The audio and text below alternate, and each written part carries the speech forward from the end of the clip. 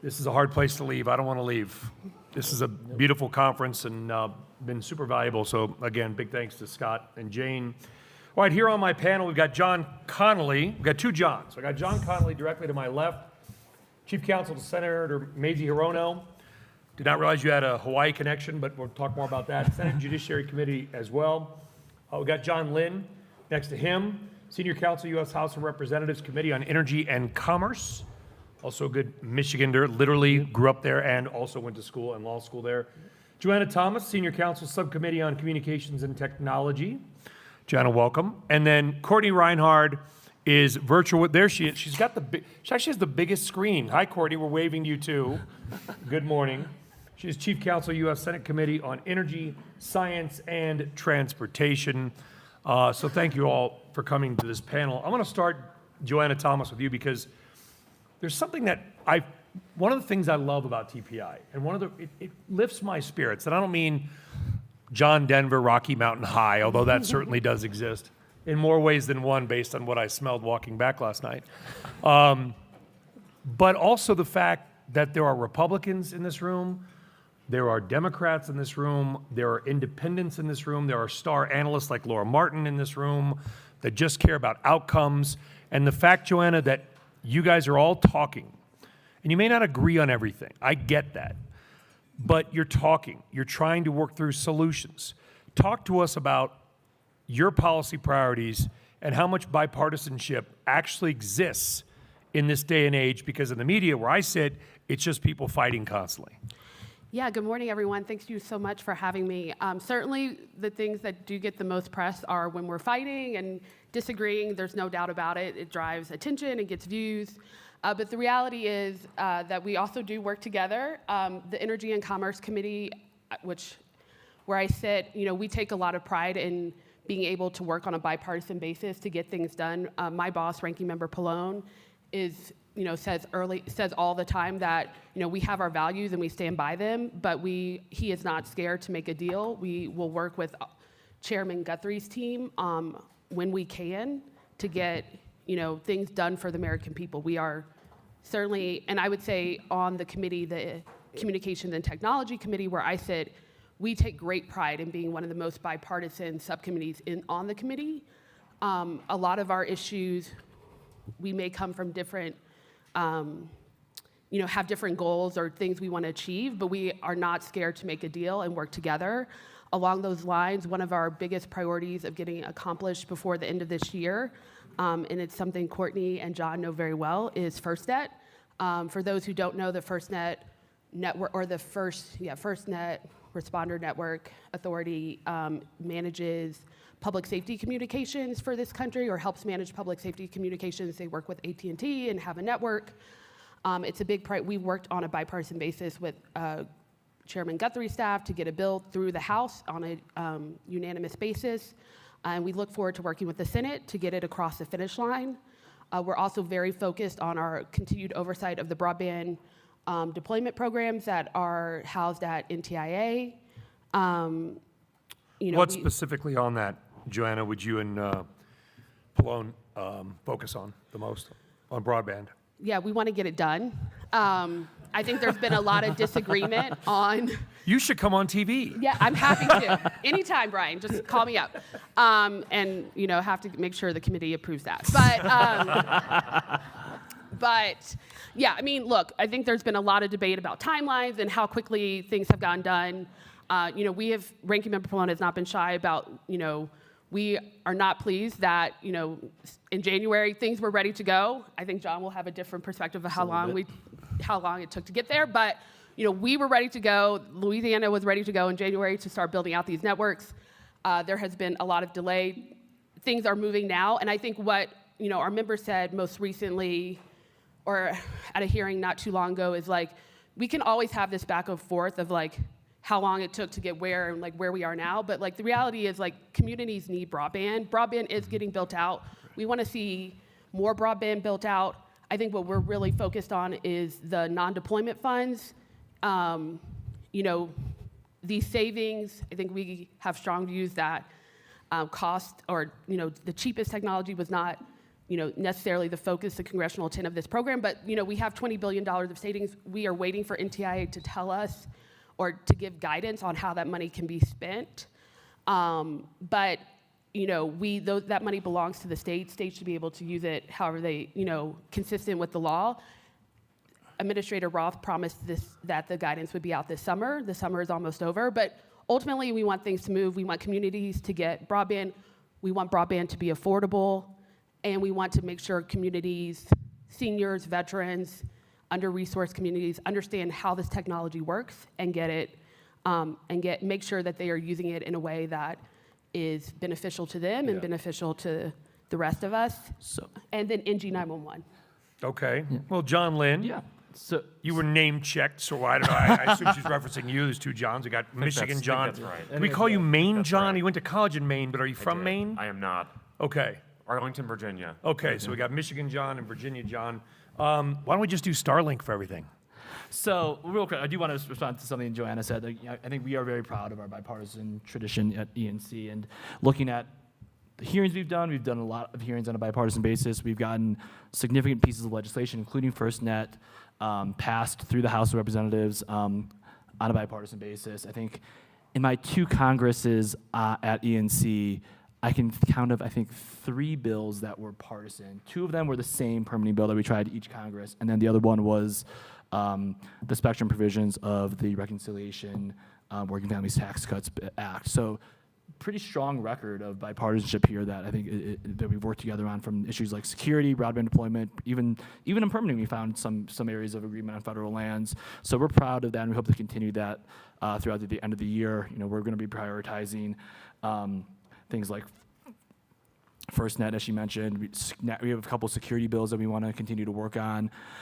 So we're hoping that the end of the year is productive. To your question, Brian, about Starlink, I think Starlink is a great solution, and it's a wonderful use case for different parts of this country. We were pleased, and one of our priorities coming into this Congress was making sure that the BEAD program was reformed and that BEAD was made tech neutral. We felt that the last administration put too much emphasis on fiber and discounted great technologies that are continuing to develop, like fixed wireless and LEO satellites. So we're pleased that this administration, when they reformed BEAD, put an emphasis on making sure it was tech neutral, and a lot of areas that would be better served economically via Starlink will now have that opportunity, as opposed to spending money on. I think, John Lynn, we can all agree that everybody in this room wants everybody in the country to have access to the internet. Absolutely. We want broadband everywhere, whether Absolutely. it's in some super urban New Jersey community or rural Alaska, up in Nome. The question is the best way Absolutely. to do it. So how do you then negotiate? How do you guys determine what the ultimate best, and I hate to use the word best, but the best outcome is? Yeah, I mean, ultimately, the end, how BEAD will be evaluated is, did every home that's unserved and underserved get connected with high-speed broadband? And we've been working very closely with the administration, and we think Administrator Roth over at NTIA has done a good job, and especially when it comes to her oversight of how states are making those decisions, because it's at the end of the day, it was the states that made the choices of which areas got served with what. And we think that she did a good job there of making sure that we got everyone served. I mean, we ended up saving over $20 billion that will be used for other activities now, and we thought it would be cost 42. Turns out, because of this new mix of technologies, we can get the job done faster and cheaper, and we think that's a great solution for Americans. Can I just interject really quickly? Absolutely. I would say that getting everyone connected is certainly a goal of BEAD. I think from a Democratic perspective, I think we would also add that we want to make sure not only do people have the networks, but they're on the network. So we need to make sure that those who cannot afford the network, that we make them affordable. And so, that was a part of BEAD. I think BEAD had 3 objectives. One was building out the network. The Affordable Connectivity Program was part of the infrastructure law where BEAD was created. And then the third part was the digital equity piece, which is making sure that seniors, veterans, and others understand how to use these networks. So I think all 3 objectives are what we would, from a Ranking Member Pallone perspective, focus on ultimately seeing, was this a successful endeavor? Courtney Reinhardt, how do you see it? So I would, on the bipartisanship, I think I would agree with John and Joanna about, we definitely work together and do most things in a bipartisan fashion. I think, I'm coming from the Senate side, and I think that's just built into the structure over here and the rules.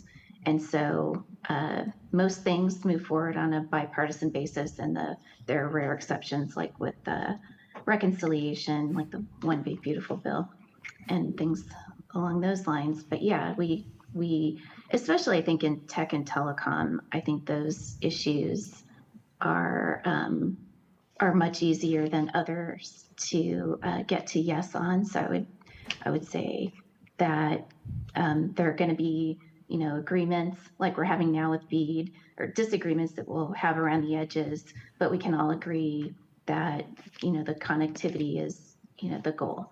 So I wish my counterpart Phil were here to give his perspective, but very bipartisan, especially in this issue area. Is Phil okay? We just want to make sure, wellness check. I mean, he's good, right? He's on vacation. Okay, yeah, I never liked that. He's definitely doing well. Don't even know who he is. John Connolly, obviously you can talk about BEAD. I know you've got some stuff on children, whatever, that's bipartisan. That should be, by the way, if child exploitation online is not a bipartisan issue, we have a bigger problem as a nation. But how do you and Senator Hirono see this? Yeah, well, I honestly have very little useful to say about BEAD. But I do No, about connectivity, Yeah. about broadband, the internet. This is a media tech telecom conference. I think, I mean, yes, connectivity is important, and ultimately doing whatever we can to get the most people connected on a long-term basis, it is important. And look, I mean, I think it would have been ideal had we not gone back to the drawing board somewhat and delayed things somewhat, but if we're moving forward and things are ultimately maybe costing less, technologies have become more mature. That's good. That's a positive thing. Just to pick up on what you were saying a second ago, if I can move on, from that topic. You can do whatever you want, John. I do think, just on the point of bipartisanship, the Senate Judiciary Committee is nothing if not a fractious place. People go there to debate and disagree in many ways, but there is really strong, broad bipartisan agreement on different issues, and one of the primary ones is combating the scourge of child exploitation online. The committee over the past couple of Congresses has passed a lot of legislation. There's bills pending in the House right now. There's bills kind of pending in the Senate right now. And some of them of, I think, great interest to people in this room, given civil liability components to them. But I would expect that to continue. I also, the committee has done pretty significant oversight work of companies in this space, and I would expect that to continue. As Courtney was saying, the Senate, in any context needs to be bipartisan, but especially in an era of divided government, which is, knock on wood, but I think what we're probably headed towards in some way. If there were members of the social media community in this room, wild speculation. Wild speculation. Where is the discussion and the debate right now? Because they do care, right? Yeah. We just saw in France, they passed a law. The French Supreme Court overturned the law. There's a lot of civil liability. We've already seen cases go through. They're in process. There are hundreds of billions or trillions of dollars of civil liability on the line. Where does this issue, in that fractious but hopefully friendly on the side Judiciary Committee, where does it sit? Yeah, and I don't want to get out too much over my skis into the commerce land of things, because I think the mine run of kind of design features, things like that, fall much more in their bailiwick. But where we're talking about kind of hosting or allowing the proliferation, not doing enough to stop the proliferation of child sexual abuse material or non-consensual intimate imagery, things that fall kind of squarely in the criminal code, where that happens. And I think there is there's I'm sure robust disagreement in this room and in the community, but I think there's spirited agreement on the Judiciary Committee that the companies have not done enough. Right? They're doing a lot, and they are cooperating with NCMEC to to a great degree, but I think there's strong view they could be doing more to fight that. And, whether it's through. Well, it's a weird issue because it's such an issue that when you just say it, everybody will be like, yes, we need stronger protections. Like, there's not anybody in this room on any party who would say we need fewer protections Sure. on this topic. But The question is, what takes- who's liable Yeah, and well, for this? and even because this is a big deal issue. taking out the liability piece for a second, I mean, it takes a massive amount of money to do it well, right? The companies send a huge number of reports identifying CSAM to NCMEC every year. NCMEC is only able to action a small percentage of those.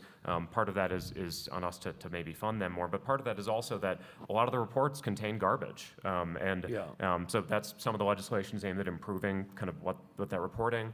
You also, through either whether it's civil liability, criminal liability, but trying to incentivize greater efforts by the platforms to provide that useful information. And I think this is an iterative, ongoing, long-term conversation, but it's definitely something of great bipartisan interest on the Judiciary Committee, and it's why we continue having hearings about it. It's a great interest to a lot of the companies, to your point, that are in this room. Joanna, where are some of the areas of like sort of unexpected bipartisan agreement? Like things that are not slam dunks, but they're layups, things that we think we can get done pretty easily. Yeah, I would say I think our general approach to things is there aren't really surprises. I think we try to do things on a bipartisan basis. I mean, any bill we pass has to go to the Senate, which, as Courtney said, is more because of the rules. You need 60 votes to get most things done. So I think we try as much as we can to do things on a bipartisan basis. It gets really hard in a reconciliation year. Reconciliation is inherently a partisan process. So, for the spectrum pieces that were in the reconciliation bill, we had worked together a lot on spectrum. So I think on the policy of spectrum, there was a lot of, we were willing to work together and we had worked together. Because that became part of reconciliation, the issue there became how the money was being spent. And we had, strong disagreement on that piece. But I don't think there are surprises because I think we truly do try to work together. And John mentioned permitting. Ranking Member Pallone has some strong views on that. But again, we were willing to make deals where we could. And there was part of that is railroad permitting, and that is something dealing with the railroads who have been blocking the build out of broadband. And our members worked on a bipartisan basis to get that bill to move that legislation. So there are no surprises. We try to work together. It's, again, sometimes the politics don't dictate that, aren't favorable, so we can't. But I think generally speaking, like John said, most of this year, a lot of the legislation we have passed and have worked on has been bipartisan. Joanna, you're always surprising me. I gotta admit, I did not have railroads and New Jersey on my bingo card for this morning. It's a very important bill. It is a really important bill. Is this the railroad kind of like, why are the rail, can you explain it to me like I'm a fifth grader? Because I don't know. Seriously, why are the railroads so critical here? I'm going to let John answer that because broadband's his. Yeah, in a lot of unserved areas, part of deployment would require going over or through a railroad right-of-way. And obviously railroads control that space, and they can charge exorbitant fees in order to access the right-of-way to burrow your fiber below or above the tracks. And that's become a serious impediment towards closing the digital divide, especially when... Just that they want to charge exorbitant fees. Exactly. So Laura, are we gonna upgrade now into Norfolk Southern and CSX railroads? I don't know. AI all the time. And that's a good, to bring AI into this. What's something our boss, subcommittee chairman Hudson says all the time is a data center without connectivity is just a giant refrigerator. And so you need connectivity in order to, get all that data that those data centers are crunching out to the people who are, making those models, who are, using ChatGPT. So, railroads, getting railroad permitting done, permitting on federal lands, permitting over state and local lands is such a huge part of getting AI infrastructure built and making sure that we continue to lead in the AI Yeah, race. Courtney, I don't know where you are. I know you went to George Mason Law, which as a Shenandoah Valley guy myself, you got some connections there. There's something called Loudoun County. I don't know if you've ever heard of Leesburg. There's a couple data centers there. there's like a multi-year wait to get connected to these data centers. From where you sit as well, how do we, everybody I talk to, whether it's on the corporate side or whether it's on the legislative side, says the same thing. Everything is too slow, too slow, too slow. How do we speed it up but not screw it up? Well, it's a very difficult nut to crack, but I think John explained it well. I think AI I think all of our issues and why they are so bipartisan, like spectrum, 5G, 6G, AI now, internet connectivity, all of these things are becoming geopolitical footballs. We have to win as a country on these technologies and these capabilities in order to compete and maintain our economic security and our national security. So I think that's sort of the backdrop of what we're dealing with, and in addition to the rules, in addition to the fact that we all get along really well, and the tiny margins that each of our parties have. I think there's that factor that goes into the bipartisanship, but absolutely one of the major kind of problems and the things that slows deployment down, whether it's broadband or AI data centers, deployment of spectrum, it's the permitting, it's the ability to just be able to build, and it's a huge challenge. And it's a mix of authorities. So you have federal preemption, federal authority, you have state and local authorities too, and making sure that those all go in a right direction is incredibly important. What is the right direction? Meaning that you can get things, if you want to build, that you can understand if you are someone who is deploying, if you're an ISP and you're just deploying your broadband network, you know what the rules of the road are, you know what the timing is going to be for getting the permits, having some sort of certainty, and also the ability to get an answer, yes or no, in a timely fashion. So that would be also applicable to AI. And I know, it's a limiting factor, the ability to get permits. And then, I think later we'll talk about energy. But, John Lynn, go back to that. those Then. types of How do we? things. Let's say you're Google or Amazon or Meta. You want to build a 5 gigawatt data center somewhere. You got to run the wiring. You've got a railroad issue. What legislate? You've got to negotiate. I assume with the railroad. Who knew? But what legislative solutions might there be to mitigate some of the hurdles to getting the data center in Ohio or wherever it is built? Yeah, I mean, this is why permitting reform has been such a big priority for us, not just for the railroads. It's been but a also- priority for years and nothing's getting done. Believe me, we're trying, and we're still working to get our American Broadband Deployment Act through the House, and that's one of our big priorities for the end of the year.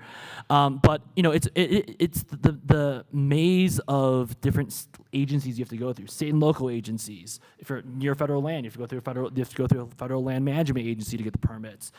If you have to cross a railroad, you have to negotiate with the railroad. So this is where legislation can come into, as Courtney said, set the rules of the road, give predictability and certainty to providers that they know how long the agency or the company is going to take to review the permit, what is going to be required to be submitted with an application, how long it's going to take, what it's going to cost. These are all important things that we want providers to know ex ante before they start to build, so that they can build quickly and not spend their time waiting for a permit to happen. I mean, one of our big concerns is, we talked about getting all this BEAD money, out quickly. We don't want this money tied up in red tape as it goes through federal reviews or state and local reviews for getting the permit to just start to dig. Like, that should happen quickly, and that's something that we think our legislation, the various pieces of legislation, both partisan and bipartisan, try to address. I want to move on a little bit. Yesterday in one of the panels, there was talk about the Supreme Court, and this is coming to you, John. By the way, I don't have my lawyer worked for his former firm, Williams & Connolly. So Bob Barnett, I know you knew Bob well. He was the greatest guy in the world. Passed away, so I will be nice to you to a point. But I do want this is a critical Thanks. issue, which is, yesterday you talked about Supreme Court, and they were talking about how, the Trump administration, pushes through something, then it goes to the courts, it gets litigated. It kind of goes the end around on you guys. It goes the end around on Congress, the legislative branch. Like, is the legislative branch, is Congress losing power because of the way the White House wants to sort of push things through, and then if the courts figure it out, and just kind of leaves you guys out of the mix a little bit? Yeah, I mean, and it's funny, we were just talking about this at breakfast, a few of us. I mean, to an extent, yes. And there's a few different answers for why.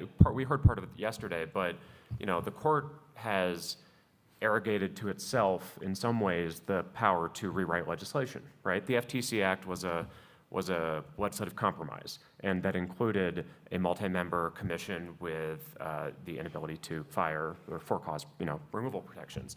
And the Supreme Court just deleted part of that, but otherwise left the agency in place. And I think it's very, very, very hard to get legislation through Congress, and it is always the result of very careful long-term bargaining.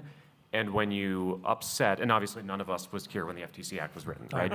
But this is true on a Speak smaller for yourself, scale. John. I'm getting up there. It's, But when you edit and delete parts of legislation, but leave the broader thing in place, that doesn't necessarily create the impetus for Congress to actually go back and fix it all, right? And you're seeing some reaction to this now, and I think we're going to see more of it in the TikTok ban legislation, in some permitting legislation last Congress. You see mechanisms Congress is putting in place to say any review of this has to happen in this court within 6 months. It goes straight to the Supreme Court, and then we have time to fix it. If they override, if they say something is wrong, that's great. I mean, obviously they have the final say as to whether it's constitutional, and they have an important say as to when there's a statutory issue involved, but we also have a say, and it is trying to speed up that feedback loop mechanism. But I think also part of it is, and again, we were talking about this before, but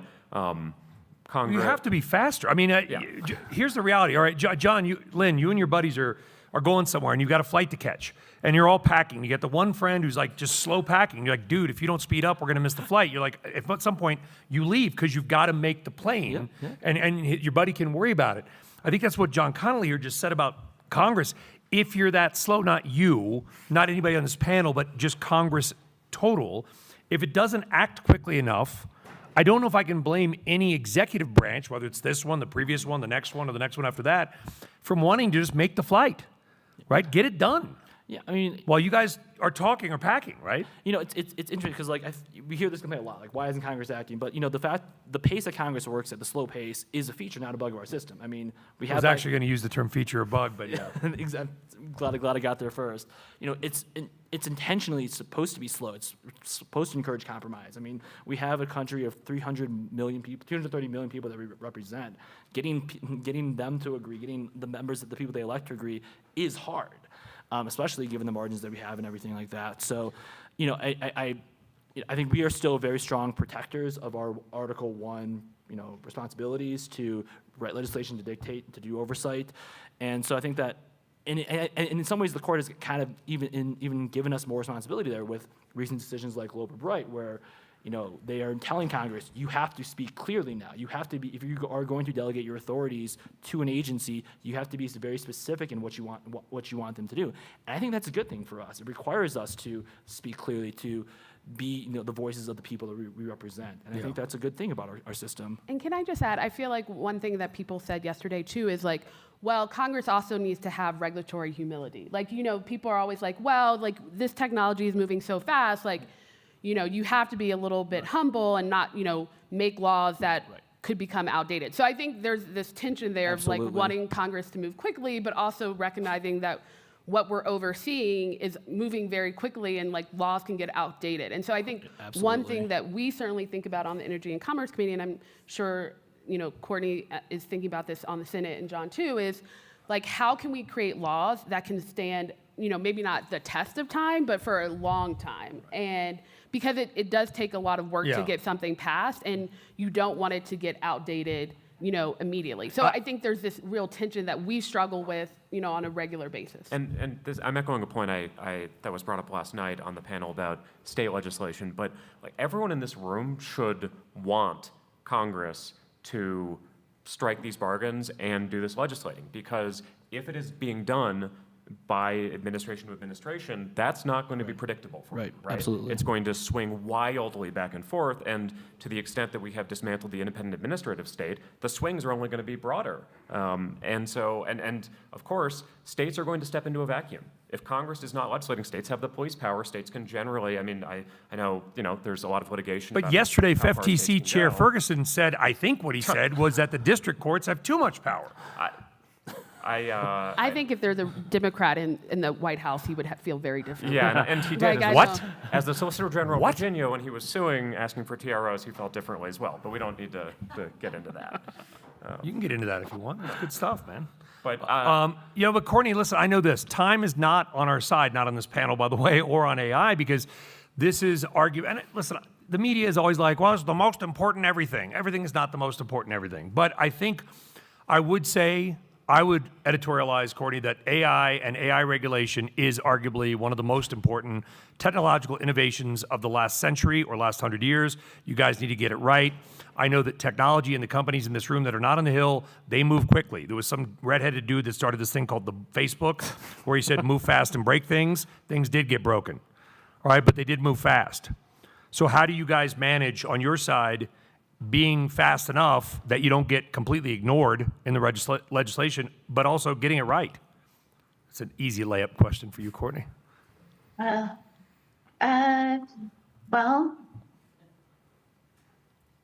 you know what? I'm going to go to my old boss, Mike O'Reilly. I'm going to go to Mike O'Reilly. And, he just testified before the House Energy and Commerce Committee. I think it was a couple months ago. And it was about the Communications Act, the 30th anniversary of that. But I think this is like now I really want to put his sort of blueprint and checklist up for all staff. And he said, when you're approaching legislation, you want to tell the agencies or the executive branch what you want them to do and what you don't want them to do. And you want to define the scope, you want to define exclusions. He said you want to, you don't want to regulate things that, in the future, you just can't do that. You don't want to regulate anything you don't have to regulate. And you don't want to use ambiguity to conceal lack of agreement. And I think that's what happens a lot on the Hill is you can't really quite get to specifics because you just don't see eye to eye, so you keep it vague. And that's where, you're handing over overly broad authority to agencies. And, we've got, 3 branches of government that are supposed to be competing for power. As John Lynn was saying, it's not supposed to be efficient. It's not supposed to go fast. It's supposed to be enduring, and it's supposed to secure our rights as citizens. So I think Congress, these recent decisions at the Supreme Court that have completely transformed the administrative law landscape are really a call to action for With the Congress major to questions do doctrine, you think? major questions Yeah. doctrine, getting rid of Chevron deference, and now limiting Humphrey's executor. All of those things really, really, I think, are a call to Congress to do a better job at legislating, being more specific, not sending overly broad language over to these executive agencies, and really thinking through before you finalize text, making sure you think, okay, how could this, if this were, taken to its logical extreme by somebody I disagreed with in the, the opposing party, were to take this to, its logical extreme, how do I prevent that from happening? So you don't ever allow that to happen. It's a So good it's an question. exciting time to be on the Hill, but it's also, I think, an important time to remember that Congress needs to really step up and do a better job. Yeah, I think it's a great answer. And John Lynn, I don't know if you heard, there's an election coming up. Oh, is there? There is, Oh, and there's some, things could change. The makeup of Congress could change. Is there an urgency? And I can ask this of Joanna too, right? Both sides, right? I don't want this to be one side or the other, but is there an urgency on either side with the election down the road, and not far down the road, a couple months off. Yeah, I mean, so we come, we're on August recess right now. We come back for, at least the House comes back for a week at the end of the month, and we're out for Labor Day, and then we're back, I think, for 3 weeks, and then we're, We'll see, John. yeah, we'll see how long we're there, but then we're gone until November. And, I mean, so I think a lot of what's going to happen So is, is nothing going to get done between now and the election then? I think we'll fund the government between now and the election. One would hope. One would Otherwise, hope. I have a new lead story every day. But I the think 20th time the government's not being funded. I think a lot of I think we're lining up and setting up for the lame duck and what's going to happen there. I think a lot of what Congress gets done, it's like being in college again. We always wait till the very last second. We always wait for the end of the year to get a lot of our deals done, and I think that's what's going to happen again. I'm hoping the next 4 weeks of session are productive. Obviously, like I said, funding government's a big priority. We'll see what other bills we can get done between now and then. But in terms of the big pieces, the big compromises, the big deals, I think that's going to be an end of the year discussion. Joanna, is there a chance that, because a lot of the companies in this room, they want some things done, but they probably don't want other things done, right? It's always what's best for them. But is there a chance, assuming the outcome of this November, and then, of course, 2 years off with the presidential election, is there a chance that in the next 2+ years, we don't get meaningful legislation through? So I think we'll, like on AI in particular. Yep. So I had a meeting the other day, and they were like, so we really think in the next 2 years you will do AI because something catastrophic is going to happen, which will force Congress to move. I think AI, it takes a long time for Congress to act. I mean, so, we've been talking about AI for like the last 4 years, 4 to 6 years. And to do major legislation, you need that time because members have to get educated. You have to have a slew of bills. You have to see what the states are doing to see how that has played out. You can look at other countries, Europe, others, to see what they've done and how that has played out. And then Usually you can not do well. major legislation. I would anticipate, given all of the activity and movement we've seen in AI, that Congress will likely do something in the next couple of years. I would like to think that in the next couple of years we will do something if we do have divided government, which, typically the American people think is healthy for, this country to have divided government. Usually it always flips, right? Every couple of years. We're not, by any means expecting it or, measuring drapes, but divided government can motivate, major legislation sometimes. So I would like to think it could get done. I can't predict what Congress can do, but I do think we're at an inflection point, and we've been talking about it. We being Congress have been talking about it for a while. The White House has obviously done some things in both administrations. So I do think, and the states are doing a lot. So I do think we're getting near an inflection point where, it's time for Congress to speak. And I want to start to wrap it. I got one more point, and I don't want to brag, but I want to say this. 2007, I was probably the only journalist that called for the subprime crash. Not called for it, but I saw it coming. I wrote, produced, and anchored a special in July called Subprime Shockwaves. It was my idea. Nobody was talking about this stuff. Everybody became an expert after the fact. But before it, nobody had any idea. But because I'm a former commodities trader, I don't think like a journalist. I don't mean that insultingly. I look at things differently. And I bring this up because once the you-know-what started to hit the fan, John Connolly, I went down to D.C. and on a Sunday night in early 2008, and I met with some people whose names you would know, very powerful lawmakers. And one of them looked me in the eye and said, what's a credit default swap? What's a collateralized debt obligation? All the things that we've been talking about and Wall Street been talking about for months or longer, Congress was so behind. And that was my take, that this person, whose name you would know, was so behind. Are we there in AI, or does Congress have a real understanding of the urgency of this moment and how critical AI is? Because AI is going to AI whether or not Congress acts or not. You're welcome. Yeah, thanks. I guess what I would say to that is the person whose name I know that you were talking with may not have known what a CDS was, but certainly some members did, and undoubtedly all of their staff did. Congress is a bunch of generalists and also a bunch of specialists at the same time. Well said. And so there are people who have been working on AI in various commissions and fora, and we have different names for our amalgamations of groups, but for many What is years... fora? I know what flora is and fauna. There's some outside. What is fora? Multiple forums. Okay. So Is my Wordle starting word? Is that 5 letters? What? But so there are people thinking deeply about particular aspects of AI. There are people thinking deep, and I mean, look, just to plug some judiciary legislation. I mean, we have really well negotiated, baked, and passed out of committee IP legislation, the No Fakes Act, right? Now that's a very particular bill touching a very small part of the AI landscape, but that's often how Congress acts, right? And then if something comes along that is catastrophic, maybe we'll need to do a bigger, more quick thing. But it's not as if people have not been thinking about this. It's not as if there aren't experts. It's just that not everyone is going to be an expert in everything, nor would you want them to be. That's why we have committees. That's why we have jobs. Exactly. Yeah, and I would say in Congress, so much, especially in the House, so much of the work is done at the committee level.